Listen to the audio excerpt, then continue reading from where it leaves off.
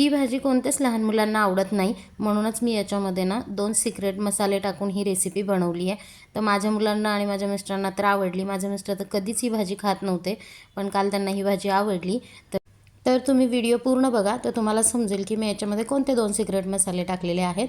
तर अगोदर मी सिमला मिरची, कांदा चिरून घेतला, त्याच्यानंतर तेलामध्ये जिरे मोहरी टाकली, त्याच्यामध्ये कांदा आणि सिमला मिरची दोन्ही सोबतच टाकायचं असतं आणि मीठ टाकायचं।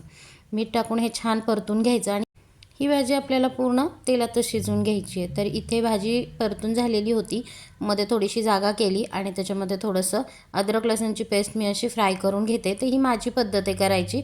याने काय होतं, सिमला मिरची अगोदर भाजली की सिमला मिरचीचा एक उग्र वास असतो, तोच मुलांना आवडत नाही आणि तो पूर्ण निघून जातो तेलामध्ये फ्राय केल्यावर। आणि मग अद्रक लसूण पेस्ट, कांदा वगैरे आपण सगळे एकत्र भाजून घ्यायचं। ते परतून झालं की इथे मी लाल मिरची पावडर टाकली आहे, हळद टाकली आहे आणि हा जो सिक्रेट मसाला आहे हा सांबार मसाला आहे। सांबार मसाला टाकल्यामुळे या भाजीला चव खूपच छान येते आणि मी हे एकदा ट्राय केलं होतं, सर्वांना आवडलं। सांबार मसाल्याने एक वेगळी चव येते, खूप छान लागते ही सांबार मसाला याच्यामध्ये। आणि याच्यामध्ये दुसरा जो सिक्रेट मसाला आहे तो आहे कसुरी मेथी।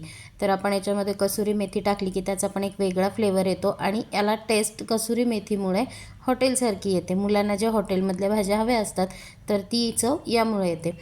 आणि इथे एक टमॅटो अख्खा चिरून टाकलेला आहे। टमॅटोनी पण एक छान चव येते, आंबटपणा येतो भाजीला आणि मुलांना खरंच खूप आवडते। नक्की तुम्ही ट्राय करून बघा।